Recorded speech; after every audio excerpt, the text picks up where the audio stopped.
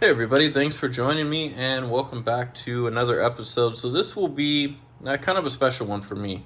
So trip down memory lane on this one. So the lunchbox, I mean, it's so iconic. I think it's something that, every kid wishes they had or had at one point or even as adults. It's something that, one of those special kits from Tamiya that, everybody loves and always wanted. So for me, it was definitely no exception. I never had one as a kid, but man, did I fantasize about having one. Looking at the magazines, commercials, videos, other kids playing with them. It's just something that I always wanted. You can't pass up a big yellow van with huge wheels on it, and it just kind of hop in and bouncing on down the street or in the backyard. The thing is rad. So it's something that I always wanted, and just was never able to afford or attain when I was a kid. But yeah, I was never just really able to get my hands on one, and now here I am. So it was kind of funny. One of the about a year ago, one of the things I wanted to do is hobby shops, especially in my area, they're kind of a dying breed. There's not a whole lot of them left, and one of the hobby shops that I went to when I was a kid is actually still around. So about a year ago, I took my little girl there to kind of bring her, almost down a trip down my memory lane, because I went there when I was a kid all the time, and I never had any money or could never really afford anything, but going there and window shopping and dreaming was always a fun thing to do. So one of the first things I did was ask the guy, "You don't happen to have a lunchbox, do you?" And kind of looks at me and chuckled, and he goes, "No, but we can get you one with some time." So I actually ended up getting this as a gift, super special. My girlfriend ended up getting it for me because she knew how much it kind of meant to me and how much I've always wanted one. So yeah, here we are. I definitely have a lunchbox, and super excited to kind of relive and build upon one of my childhood dreams. So we're definitely going to be modifying it. For those who know me, I can't really leave well enough alone, but this is not going to be like a crazy video on like all the mods you should do, because there's so many mods you can do on this van. You can stretch the wheelbase, you can do metal or aluminum, front and rear arms, axles.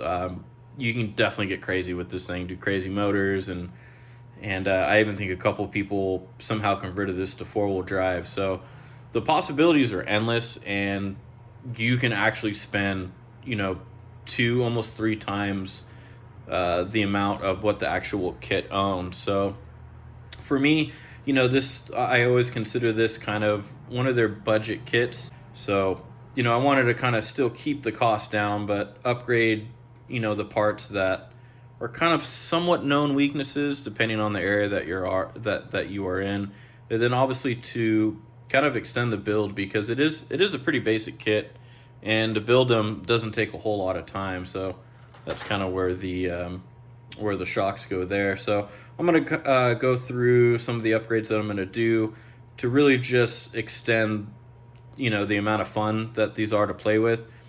Some of these will kind of fix some of the the quirks that they have, but the quirks that come with the lunchbox, it's what makes the lunchbox a lunchbox. So I don't want to get rid of all those 100%. So one of the first things that I did, it is somewhat of a weak point, more so if you live in kind of like colder areas, if it snows or freezes over.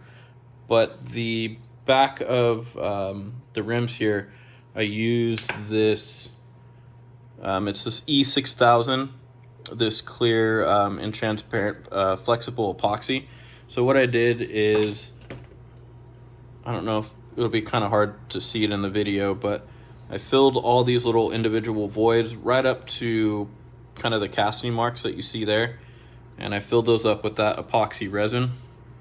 And the reason why is because the plastic is really thin. If you actually hold it up to the light or any type of flashlight, the flashlight will shine through that, and you can see that it's really thin plastic. They have these ribs back here to give it some strength, and right there. But it is known, especially like I said, if you're in a cold area or if it freezes over or what have you, they are kind of known to get some stress cracks and breaks right in there. You know, and they kind of machine the plastic even thinner to get those dimples or those rivets in there. So yeah, I filled that with that epoxy on both the front and the rear wheels, just to give me a peace of mind and to know that it's definitely going to be strong, especially if, you know, people are going to jump these and bash them like I'm going to. So that's kind of one of the first upgrades or modifications I did, and I would highly recommend this just because it is flexible. It's not super hard, so you do want some kind of give, because plastic does have a little bit of give in it. But this stuff is stinky nasty, so do it outside, and I let mine dry outside for a good like 48 to 72 hours just because this stuff does not smell very well in any way, shape, or form. So that's kind of the first little upgrade or modification I did. When we go on to the shocks, so for those, I mean, there's nothing wrong with the friction shocks that kind of add some of the funny corks and the bounciness and the funny noises of the shock slapping against the tub chassis or the tub frame. But when you start adding a little bit more power, it definitely overpowers those shocks, and it just makes it almost too uncontrollable. So I do recommend these. It's not necessary, but I do recommend them for people that are gonna, you know, put a little bit of a hotter motor in there and, you know, want to jump theirs and kind of bash it a lot more. So this is super cool on the back. These shocks, it's the 520 CVA, and these actually fit a plethora of units, from, you know, super Blackfoot to a Top Force to a Manta Ray, Dynablaster, I mean Grasshopper 2 for the rear shocks. These are definitely cool. So the ones for the Beetle, or the ones for the LunchBox, these also fit the Monster Beetle. It takes the 80 mil setup front and rear. So yeah, you have to pick up 2 of these because they sell them just in sets of 2. So I got 2 of those. As you can see, like I said, talked about a hotter motor. I'm not going to do a crazy motor. You can, but it just makes the thing uncontrollable. So I'll be doing a sport tune, which I think will definitely up the fun, and I think this is a good motor. You can also do the torque tune. I know a lot of people do the torque tune, and I was almost kind of tempted to do that since I have one. But yeah, sport tuned, I mean, can't go wrong with a sport tune. I don't know why I love that packaging. Just simple brown, red lettering. But yeah, this is the newer one. So the silver sport tune, not the black sport tune, which is supposed to be a little bit better. So that'll be another upgrade. You'll see this is the kind of that cheap or low cost those Metal Gear servos that I have a video on. So I'll be throwing this in there. They're a little bit heavy, so it'll help add some weight up in the front, which this thing needs. But the main thing is another upgrade that I ended up doing. I'll pop a video up in the corner, but it's actually just this little plastic piece right here. These aluminum server horns that actually come in the box of that to the CS Power servos. So a guy online sells this particular 3D printed piece, and what it does is it replaces the plastic servo saber that comes in the kit that's really soft, and it replaces it with a adapter. So this is an adapter that you buy, and then it bolts to an aluminum or metal servo horn, so you get a lot it's a lot more rigid, and you don't have to kind of have that springiness of the servo saber. It then adds a little bit more degree of turning radius, so you get a little bit wider of a turning radius. So with big tires and such a short wheelbase, it definitely helps out on the LunchBox a lot. So this just will bolt to any aluminum servo, and then you can just run an aluminum servo horn and not have to use the super safe and super springy servo sabers that's in the kit. So that'll kind of go with that one, and super affordable, like with keeping with budget. Like I said earlier, you know, there's so many things you can do to this thing, from stretching it and aluminum, you know, control arms and pieces like that, you know, this to me was always a budget kit from Tamiya. And you know, for the people that go crazy with it, you can spend 2 or 3 times what the actual kit was worth. So I also wanted to kind of keep the cost down and still have fun and upgrade it. So, I mean, if I had to guess, this thing was like $5 or probably $10 at the most, so not a whole lot. So that'll be another upgrade. This one right here is to kind of address another known weak point, which is the motor mount, which on these is plastic. So over time the plastic just gets hard, and if you do run a higher, you know, output motor or a stronger motor, it does put a lot of stress on that plastic part. And then another thing is as far as cooling as well. So having you can see there's some the fins, cooling fins that are built into this aluminum piece, also adds as a motor heat sink. So you kind of killed 2 birds with 1 stone. So it kind of gets rid of that plastic motor mount and replaces it with aluminum one, and then also adds as a heat sink for the motor. So this one, again, not a whole lot of money either. If I had to guess, I mean, under $20, nothing crazy. Another super known weak point is actually the body mounts, where the van body bolts to the tub chassis. Those are plastic, and when you kind of roll them over and bash them and things like that, those are just plastic and they break super quick and super easy. So there's a lot of, you know, companies online that make aluminum or metal ones. These are aluminum, so these will replace the plastic body mounts on that one and handle a lot more abuse. I don't imagine you could break these. I imagine the tub chassis would break way before these do. So that's another upgrade. Bearings, I always do bearings on, you know, all my kits. It's a good way to get, you know, longer run time out of the battery, a little bit more speed, and yeah, I don't have to worry about kind of melting bushings, especially when you do a hotter motor. So bearings, that's kind of a necessity. We did that. This one is another not weak point, but there's a lot of flex in the front of the tub chassis. So this little strut bar, suspension bar, will tie those together, and it's kind of angled so it fits the tub chassis. I've already mocked it up, fits it perfectly, and adds a lot of structural strength to the front, so you don't get a whole lot of flex in the tub chassis. So again, another super cheap upgrade that doesn't cost a whole lot. You know, I think, again, under $10, and will address another kind of weak point. And then another one that a lot of people do a lot is the axle brace. This one will stop the axle from kind of pivoting under high torque, or, you know, at a standstill. It'll stop what they call axle slap, if you want to call it that. So it ties the axle to the tub chassis.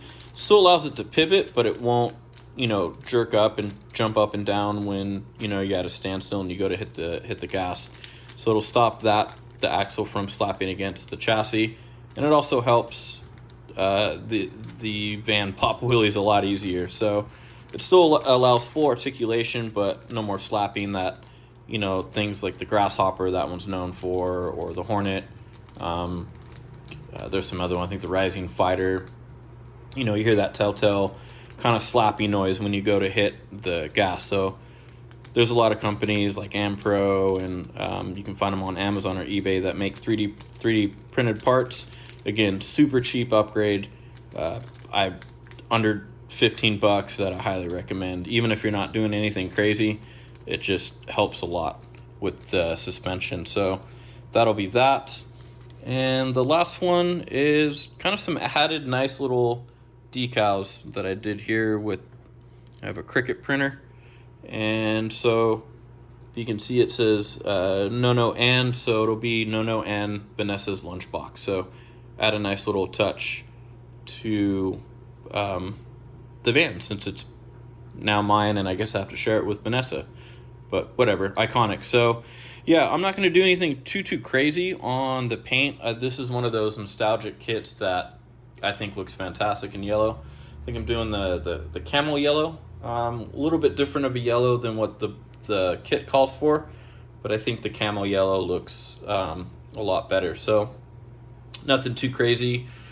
on the exterior, other than just a nice simple box art kit. So I'm really excited to jump into this one. It should be a fairly quick build, but nonetheless super fun. So again, thanks everybody for joining me on this one. It'll be a lot of fun, and we're gonna dive right into some time-lapse builds, and just like all my other videos, I'll keep you guys updated along the way. So stay tuned and we will get started.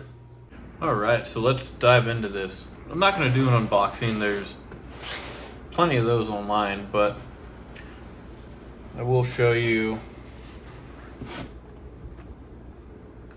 the inside. So typical fantastic Tamiya packaging, and these bad boys, holy smokes, potent. I love it. As soon as actually even before I unwrap this box, like, you can smell the tires just oozing all their tire goodness through the box. So I love smelling tires. I love the smell of them. I don't know why. Whatever rubber that Tamiya uses is one of my favorite smells. But one of the cool things I really like about, even though it's a pretty simplistic design, is kind of the old school interior box art that it has. It gets really nice with like the black and white kind of photo right here, and kind of some descriptions on the inside. But yeah, some of the other Tamiya kits I built, they had nice graphics on the inside, but I don't know, just kind of having that old school black and white picture on the inside kind of just adds to the whole nostalgic, I guess, and the excitement of the build. So yeah, that's pretty much it. It's a simple kit. Everything's packaged really nice. So we're gonna start on the first steps. I'm not quite sure what it is, but we're both gonna find out here real quick. So yeah, we're gonna jump into the first step and get the build on the way. And before we go any farther, I mean, is there a better looking box art than this? I mean, just looking at the outside of the box and looking at that huge yellow van with huge wheels, I mean, there's just, it's rad. Like, any kid, any adult, like, if you just look at that, like, that just, yeah, like, Tamiya did a really good job on doing their box art, because if this doesn't want to make you buy it, I don't know what will. But yeah, I just wanted to take a moment, because fantastic. Like, I think one of the better when it comes to their box art. So yeah, we'll continue on, and we'll keep you guys updated. All right, so it looks like we're starting off with the steering servo. So we'll be using that new piece that I was talking about earlier. Nice upgrade over kind of just the standard servo saver. Here is the, nothing really special, just the aluminum body mount. So those will get attached in the next couple steps here to this tub chassis. And then here's the tub chassis. So it's kind of nice. It's super simple, simplistic. It's always a nice change. I mean, I like building the super technical kits, especially when they're kind of from the ground up and you build everything in pieces. But there's always something nice about, the simplicity in their tub chassis. So it is pretty rigid. We'll talk about it more when we get to that point, but that was kind of what I was talking about earlier, and kind of a known, not weak point, but a part that can definitely use some reinforcement.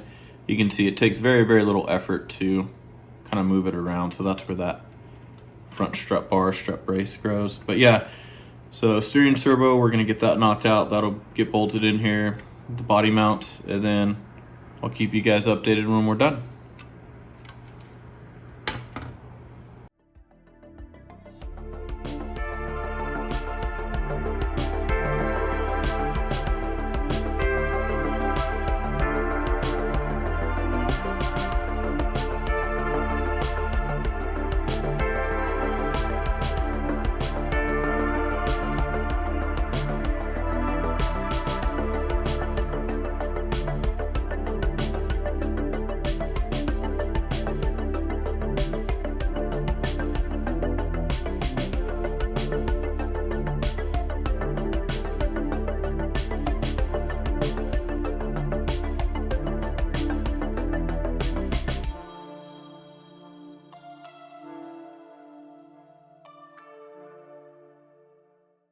Alright, so I finished up the servo and got everything mounted.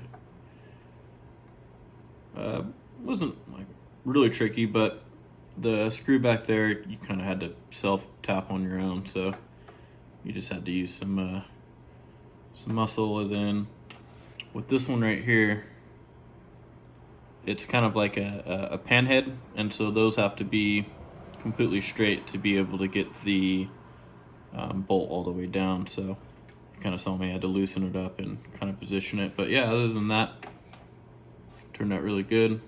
So pretty simple and nice little upgrade. And then my, they use a fancy term like CCPM Servo Consistency Master. I just call it the center adjuster 4000, but yeah, it makes it easy. That way you don't have to plug like your whole ESC in and the battery. It just takes like a little battery pack here, and you can plug the servo in, and it has a manual mode so you can play around with it, see the throw. Neutral puts the servo in neutral, and then auto. Auto is you can switch it, and then the main, it'll just go back and forth on its own. I have a video on this one, but yeah, it makes installing it a lot easy and a lot quicker. And then when you're screwing it down, it kind of always stays in center, so it's a little nice tool to have. But yeah, so we're gonna keep on going. We have those body mounts, and then getting the servo connected to the tub chassis.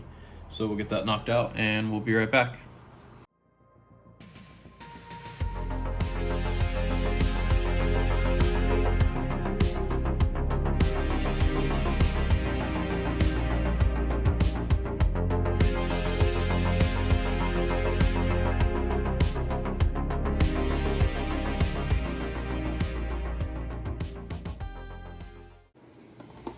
All right, we're back. Got everything finished. Got the body mounts on. The only thing I was kind of bummed is the plastic ones that come in the kit are chrome, and all I can find were the black ones. I did find some chrome ones, but they were like $10 more, and I would have to wait who knows how long, quite a few weeks. I think they come from Taiwan or Japan or China, one of those far away countries. So I just settled for the black ones. But yeah, we got the servo in and no issues there. And the next part is we're gonna move on to the ESC. So crazy to think that we're already on that step, but yeah, so we'll get that mounted. And this kit does not come with an ESC, kind of like I said, like a value kit. So I stole the ESC from my poor Porsche kit. So for those who have seen that video, the Tamiya Porsche, the RSR race car, that's the one that kind of started my journey down Tamiya and building hobby kits again. But I keep on putting that one on the back burner, and I keep on stealing parts from it to complete and build other kits. So I don't know, one of these years that thing will get done. But yeah, so I'm gonna get the ESC in, the receiver in, get those mocked up and mounted, and then I believe it's on to the gearbox and transmission next. So that'll be a fun little part. But yeah, I'm gonna get those on, and I'll be back when it's all done. Oh, and another thing I wanted to add, I'll be using the Corona 2.4 receiver. So I think I mentioned it in one other video. The super cool thing about this one is that it is compatible with the Futaba receivers, or transmitters, sorry. So the cool thing is this thing is like 20 to $25 as composed to the Futaba ones, which are around $49, pretty close to $50. So basically you can buy two of these for the price of one of those. So these are great. I believe I found these on accident when I was going through a couple articles, and like I mentioned in that video, there's a lot of people who use them for like airplanes or helicopters and things of that nature. So if it's good enough for something that flies in the air, it's definitely good enough for, you know, something that drives on the ground. So I do have this in one other kit. I believe I have it in my I don't know which one I have it in, but I know I have it in another one, either the Nova Fox or the Hot Shot. But yeah, so we'll be doing this one, Futaba transmitter. This one's compatible with. So for those who are looking to save a little money, this is a nice little option, and it's super thin and low profile. And then, like I mentioned, there's the ESC that I stole out of my Porsche kit. So this one will be a Tamiya plug. I have a couple of those LiPo batteries. So yeah, we're gonna get this mocked and mounted up, and then I'll be back when it's all done.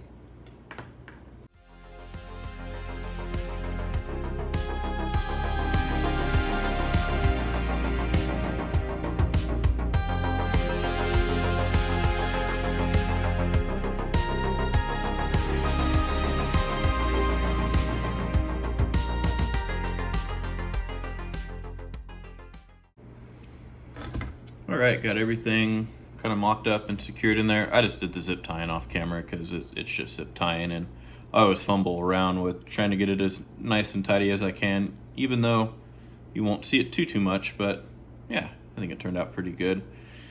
So it's kind of funny, you know, it's based off an old school design, so the on and off switch is supposed to go down there and bolt down there and all that good jazz, but the ESCs that they come with, or some of the other kits that they come with, the RTRs, the power leads for the battery are too short.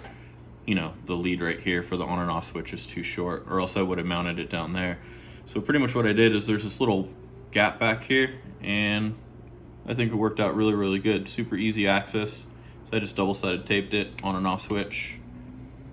Motor leads will go there, bolt to the motor, then that corona unit goes down there. So yeah, turned out pretty good. It has these little notches right here.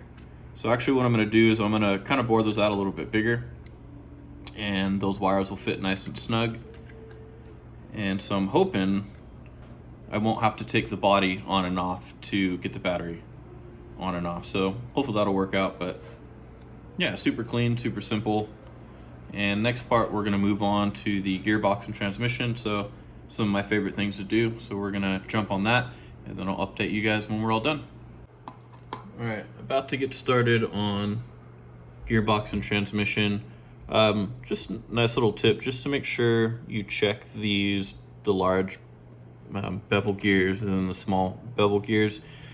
Sometimes you'll get like just slight imperfections in the casting or the molding. Eventually it'll kind of wear itself in, but if you get like large pieces, just get some like super fine sandpaper or get a really thin X-Acto blade, and you can just kind of trim those little pieces off. But yeah, just make sure you check every single gear before you assemble it.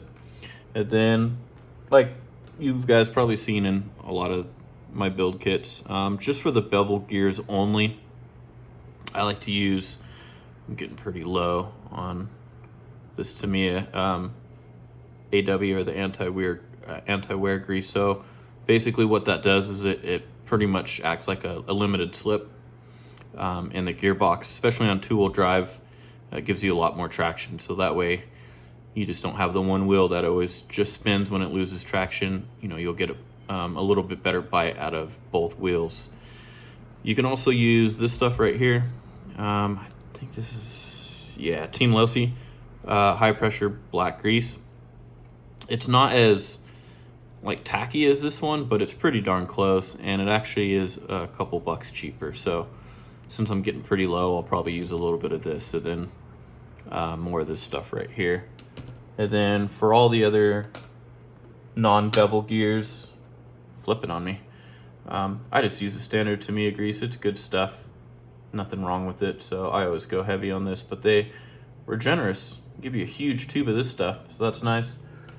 And then as far as the gearboxes, these gearboxes and these LunchBoxes, they're pretty hefty. They're pretty heavy duty, thick plastic. They can handle a lot of abuse and power. So I'm gonna start that. There's a couple processes to get all that in, so I'm gonna get that going, and then I'll update you guys when it's all done.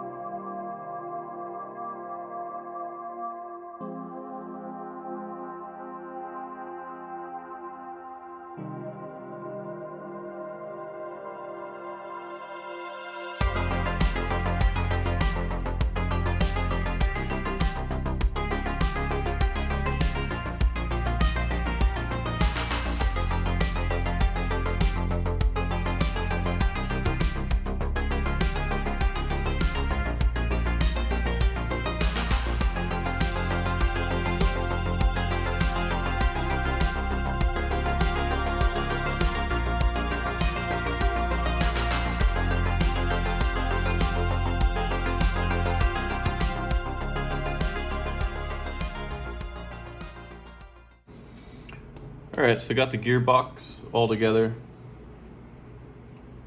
Pretty simple. I had to second guess myself because the picture in the instructions was like this way, and it kind of has arrows showing you like which way the screws go. So I was kind of second guessing myself on, you know, what screw went into what hole, but yeah, that was kind of the only slightly confusing part, but feels really good. And that high temp grease or high pressure grease worked really good for the bevel gear. So really happy with the way that feels. And something kind of different and cool that I noticed. So this grease that came in the kit is a lot different than the basic ceramic grease that comes in some of the other Tamiya kit. So obviously, I'm pretty sure obviously the ceramic grease was kind of their newer grease. I believe it has like a boron nitrate in it. But this grease was definitely different. It was a thicker consistency, it was yellow, and it kind of had that old school smell of grease, kind of what I'm used to. So I'm assuming that this was kind of their first grease, or like a lot of the grease that Tamiya used in a lot of their early kits. And then, you know, as technology got better and advances in grease, I imagine they kind of switched to the newer grease. But it was still kind of cool that they include that original, you know, old school grease that the kits have. I don't know, I'm weird when it comes to like oil and gas. I love the smell of that stuff, and this grease definitely had a nice little pungent, hard to explain. Yeah, it just smells like grease. So that worked out really good. So the next step we have is the motor plate and the pinion. And this pinion is gnarly. I mean, look at that thing. Definitely different and unique. It's a brass pinion, which mostly all the newer ones are aluminum. There's some exceptions. I think very few come with a steel one. I usually upgrade to a steel pinion, but brass is just as good. But I mean, yeah, look at that thing. Definitely special and unique to the LunchBox. That way the motor doesn't have to work as hard with the bigger tires and overheat. So yeah, we're gonna get that all set up, that mocked up and mounted, and then I'll show you guys when everything's done.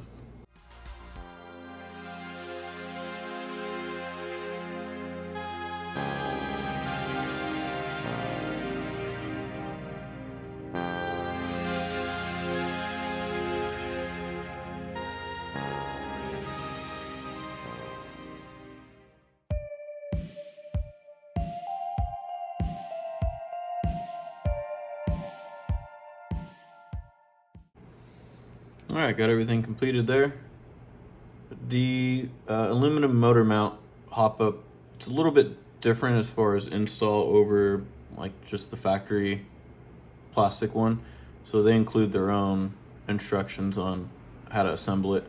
Nothing really too different, just you don't use a whole lot of hardware that you have to use when you use the plastic one in the kit. So man, that pinion is just gnarly. But yeah, got that mounted on there. Really no issues there. I just use a little bit of blue Loctite because it's metal to metal. So blue Loctite, the aluminum motor mount, and then put some blue Loctite or thread locker on the pinion. So it looks great. And next part, I'm pretty excited, and the build kind of ramps up. So we're gonna get a lot of the gearbox and rear end mounted and bolted up. So we have obviously mounting the motor up, and then some of the cover plates, rear arms for the rear shocks, and then the wheelie bar. So actually, yeah, really excited to get all that. So I'm gonna start on that, and then I'll update you guys when everything's done.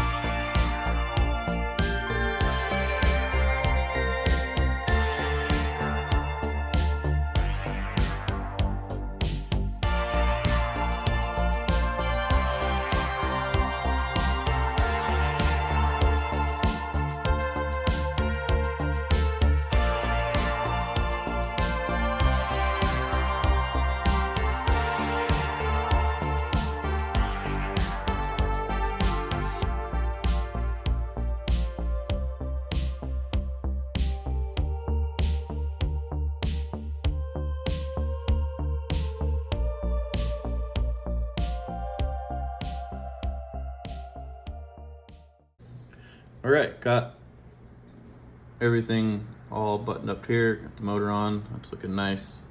This is actually my first sport tune motor. I have never run a sport tune motor on any of my vehicles. I generally run like the Holmes Hobby ones, but I think the only one that's running the stock motor is, as far as the Mabuchi 540, is the Super Champ or the Fighting Buggy, and then the squash fan. And that squash fan actually goes really good on the stock motor. But yeah, anyways, back to this. Everything went really, really good. Got the Willy bar on, that's super rad. Rear shock mounts, and then that little aluminum motor plate. So for those who haven't really seen my videos or haven't seen that before, you saw me put grease on this, and then I put grease around the differential case, and that's just to keep dirt and dust out. The only reason why I didn't put it on this is I want that heat transfer as good as possible. So I didn't put any grease between these two pieces, but it's pretty well sandwiched in there. And there's kind of like a lip that covers everything, so I don't think there's going to be too much of an issue of dirt or dust getting in there. But this one I did, so it's pretty much like a gasket, you know, just stops the dirt and grease from coming out. So next we're going to move on to, I believe, the axle holders. Yeah, these little axle holder things right here, and then they have these springs in there. So I'll hook up a battery real quick. I like to hook up a, I'm show you guys, I like to hook up a AA battery just to make sure everything sounds good and is moving properly and all that good jazz. So I'll throw up a video of kind of just a AA battery running on that one, but we're gonna move on to the axle holder and then finally get this mounted up to the chassis. So I have that little axle pivot thing. I got to figure that out and mock that up and drill those holes. So I'll show you that process. Pretty simple. But yeah, we'll move to that clip of it running real quick, and then we'll keep on with the rear axle and then finally get it mounted up.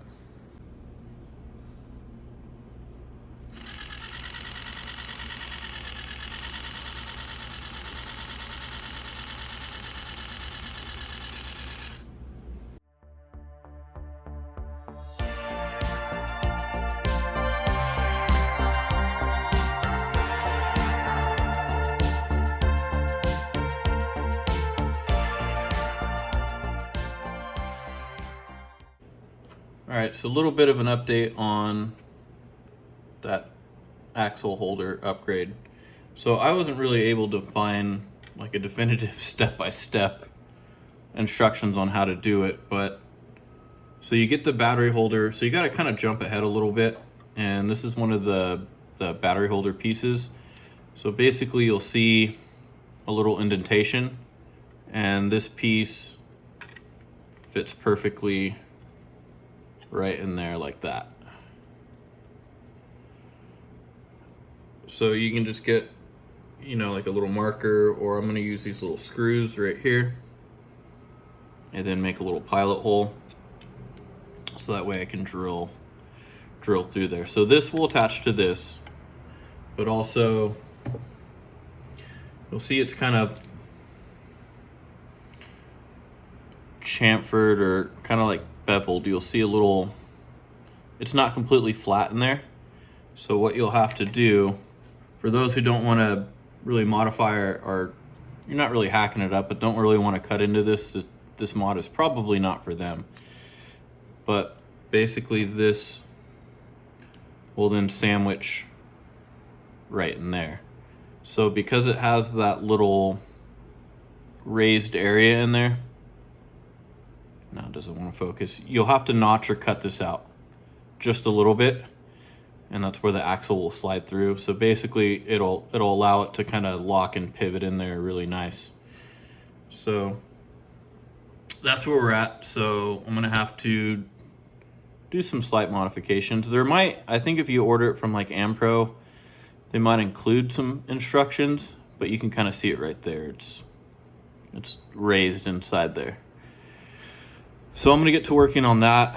because I'm gonna have to get that mocked up first before I get the axle in. I think that'll just be the easiest way rather than assembling everything and then trying to mock it up and then taking it off. I'm just gonna jump ahead a little bit and get that done. So I'll show you when everything is complete. But yeah, just wanted to have that in the video because I really couldn't find a step-by-step instruction of how to install that. So I'm gonna get that knocked out and I'll be right back to show you guys. All right, so got everything kind of pre-drilled and ready to install. So I got the holes right there. And like I said, this little piece, just grab it and that fits perfectly inside there.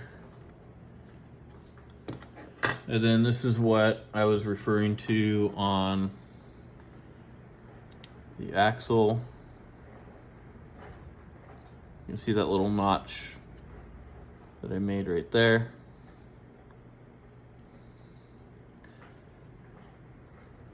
And I just grabbed like a really fine like PVC little saw.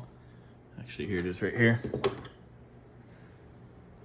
You can use a Dremel, you can use a file if you have it. I ended up using a file after I used this one because it's pretty rough. So just grabbed a small little file and kind of made it a little bit wider and cleaned it up. But that same piece will also fit perfectly right in there. So got that all set up and we're gonna finish. So gotta install these little axle shaft holder things, got those springs in. That screw you remove after you install them. So I'm gonna get that done and completed, and it's on to, I believe, the shocks, and we're doing those CVAs. So excited for those. So yeah, I'm gonna get that installed and get it all complete, and then I'll be back when everything's done.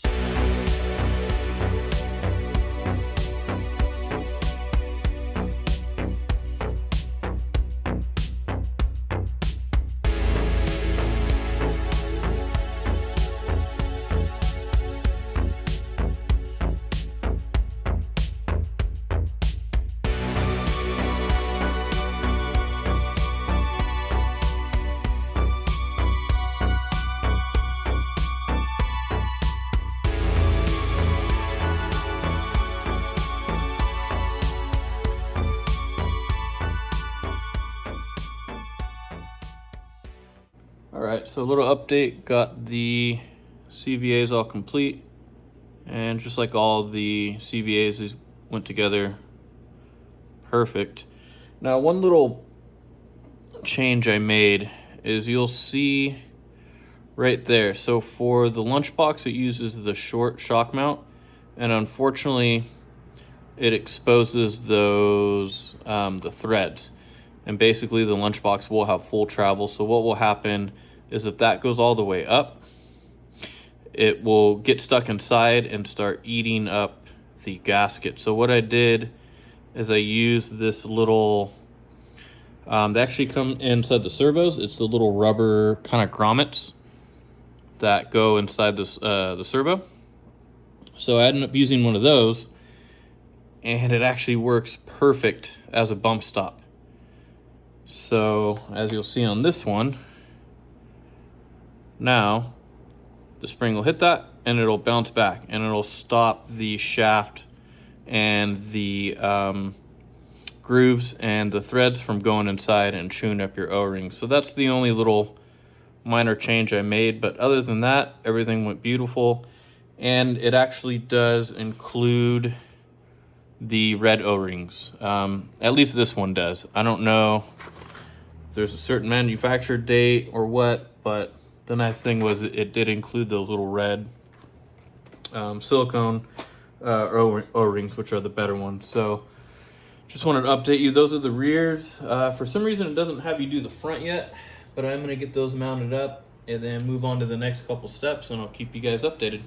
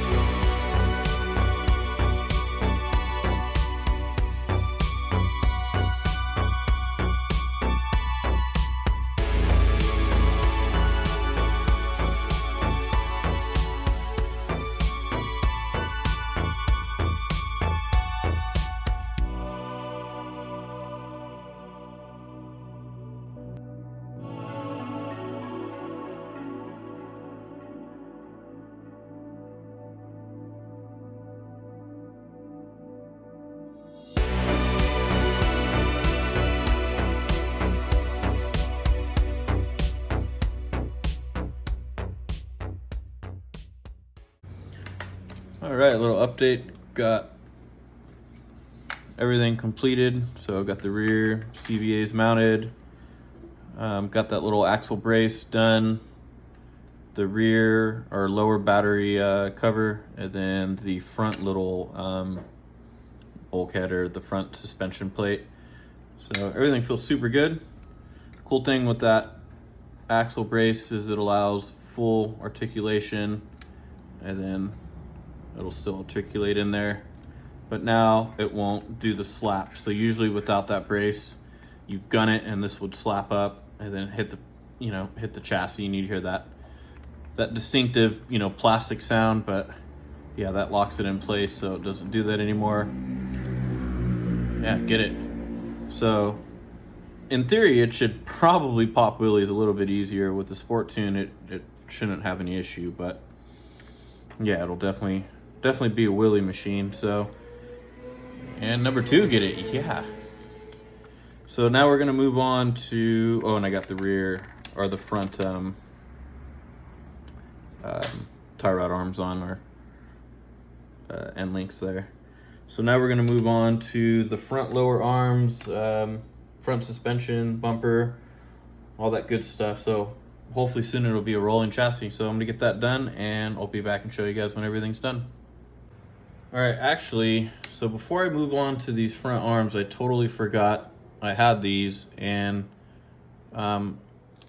these were some old parts, I think, for the Hot Shot 2, and I ordered the wrong size. So these are 3x22, pretty much universal suspension shafts.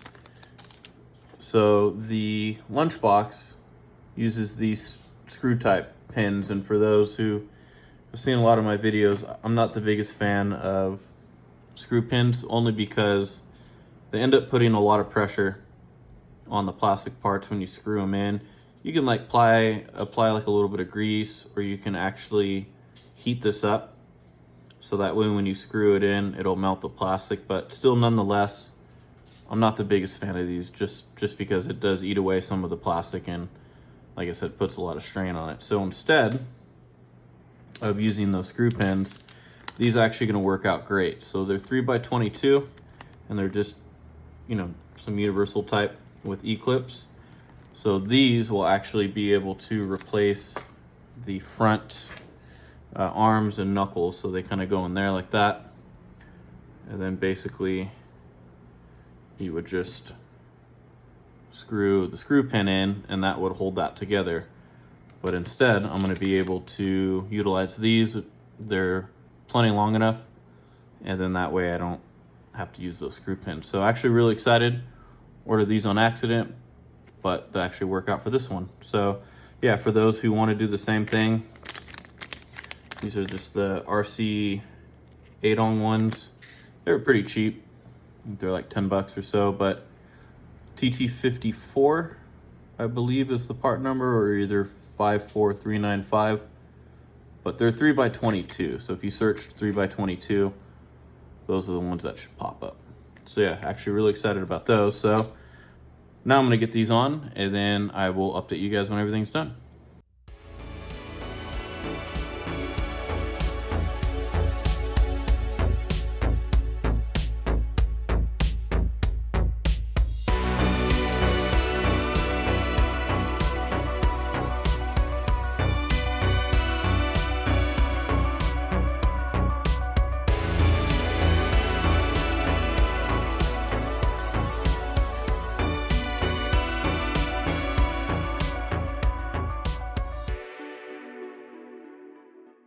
All right, so change of plans, update. I feel like there's a lot of updates on this one.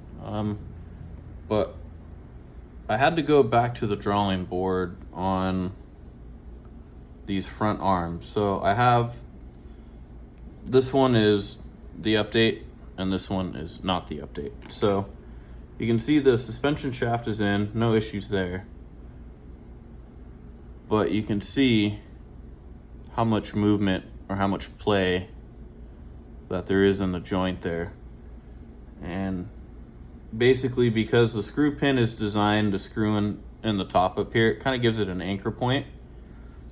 It does still move at the bottom with that screw pin if you put the screw pin in, but basically the hole for the screw pin of the suspension shaft, I assume, is a hair bigger to allow for that screw pin to thread in. So if I had to guess, it's, you know, probably about 3.1, maybe 3.2 millimeters. It actually almost seems more, but there ends up being a lot of play, a little bit more than I wanted.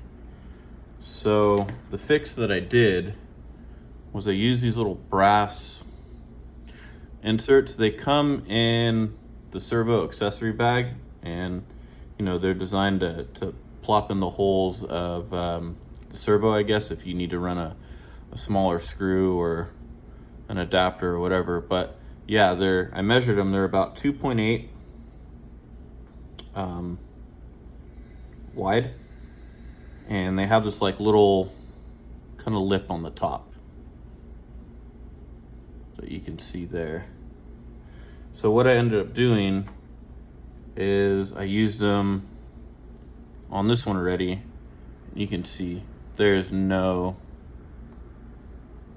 play whatsoever. Kind of zoom out here because it seems to focus a little better. But what I ended up doing was I inserted those brass inserts on the top and bottom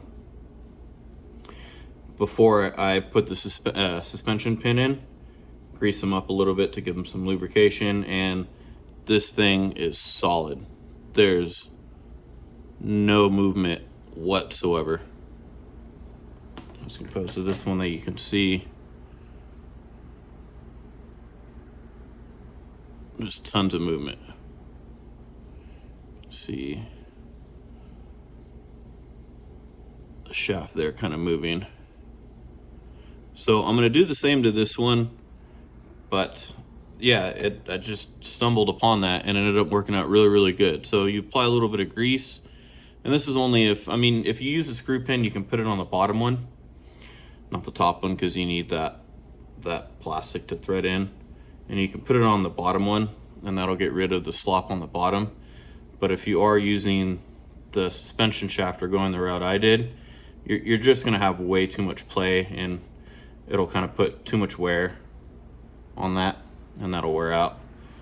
So yeah, you just apply a little bit of grease, use some pliers, you can press them in the bottom and the top, put a little bit of grease on the shaft, and it eliminates, like, I can't even if I want to move it, I can't. So it ended up really, really good. So that's a nice little trick that I fell into. So I'm gonna get that done on this arm, and then we'll keep on moving, hopefully get these mounted up along with the bumper, and I'll show you guys when everything's done.